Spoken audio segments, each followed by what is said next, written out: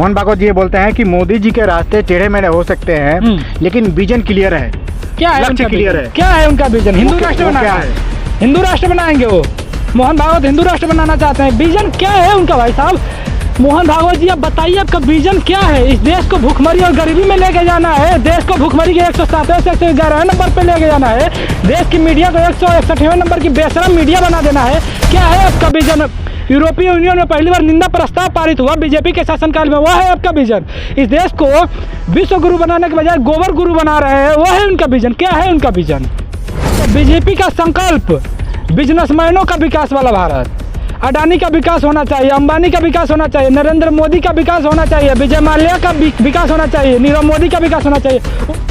देश की सेवा करने के लिए परिवार उन्होंने छोड़ दिया, क्या गलत किया? अच्छा, राम जी नहीं देशभक्त, गांधी जी देशभक्त नहीं थे। राम जी अपनी बीवी को लेकर नहीं जंगल में गए थे, गांधी जी नहीं गए थे। अम्बेडकर साहब की साहब पत्नी नहीं थी, किसकी पत्नी? जवाहरलाल साहब की पत्नी नहीं थी, वो लोग देशभक्त नहीं थे।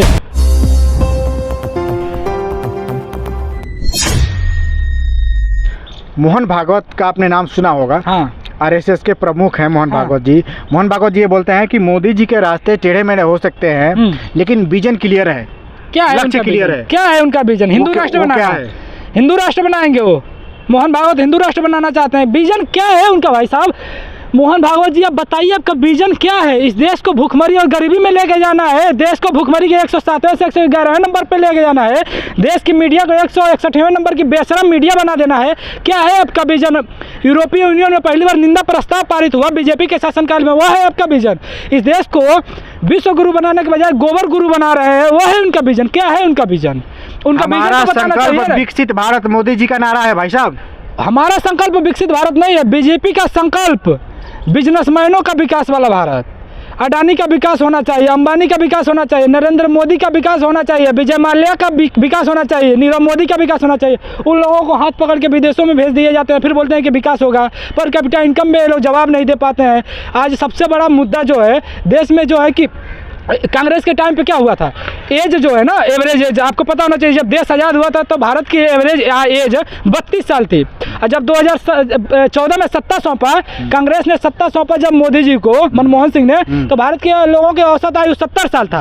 और आज तक 10 सालों में सिर्फ 2 साल आयु बढ़ा है, 71 से 72 साल तक हुआ है। वो ठीक है, ये काम क्यों नहीं हो रहा है? भूखमरी पे काम क्यों नहीं रहा है? स्कूल पे काम क्यों नहीं हो रहा है? रोजगार पे काम क्यों नहीं हो रहा है? एक बात बताइए, कौन ऐसी सरकार आई है जो 5 किलो राशन फ्री में दी हो?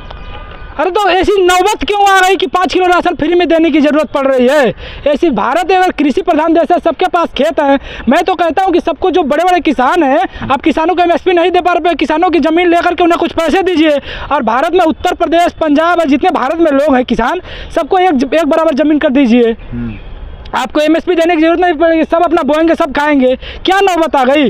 आप पीएम केयर फंड का जो कोरोना का बजट था, आप उसको आरटीआई से बाहर रखे हैं, उसके बावजूद सारा पैसे का डिटेल नहीं दे पा रहे हैं, उसके बावजूद बोल रहे हैं कि हम 5 किलो राशन फ्री में दे रहे हैं। क्यों दे रहे हैं भाई? क्या जरूरत पड़ गई? जब भारत में भूखमरी ही नहीं है, आप बोल रहे हैं भूखमरी ही नहीं है, तो 5 किलो राशन देने के मतलब क्या जरूरत पड़ गई? इसलिए दे रहे हैं। इसमें गरीबी है ना, ये जो गरीबी जो छोड़ के गए हैं, जो कांग्रेस 70 सालों में कुछ नहीं करी, बीजेपी उसका पेट भरने का काम तो कर रही है। कांग्रेस कुछ नहीं करी और 5 किलो राशन भी नहीं देती थी, सारे लोग जीते खाते थे। उस भूखमरी में भारत की रैंकिंग भी अच्छी थी, 55 रैंक हुआ था, 55वां रैंक था। अब इस समय भारत 111वां रैंक पे पहुंच गया। कांग्रेस कुछ नहीं किया था। विकसित राष्ट्र बनाएंगे, 5 ट्रिलियन की इकोनॉमी बनाएंगे मोदी जी।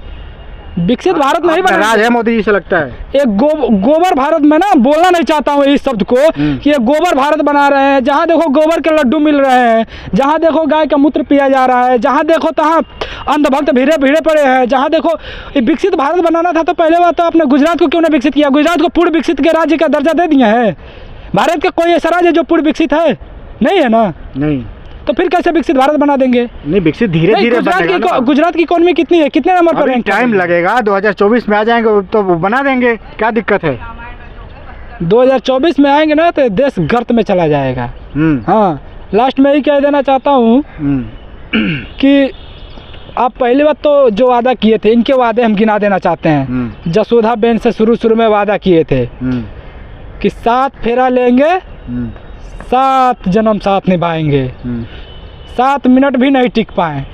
जब ये वहाँ नहीं टिके यहाँ कैसे टिकेंगे भाई? यहाँ का जब वहाँ वो काम नहीं कर पाए, यहाँ काम कैसे करेंगे? देशभक्त हैं, देश की सेवा करने के लिए परिवार उन्होंने छोड़ दिया, क्या गलत किया? अच्छा, राम जी नहीं देशभक्त, गांधी जी देशभक्त नहीं थे? राम जी अपनी बीवी को लेकर नहीं जंगल में गए थे? गांधी जी नहीं गए थे? अम्बेडकर साहब की सब पत्नी नहीं थी? किसकी पत्नी? जवाहरलाल साहब की पत्नी नहीं थी?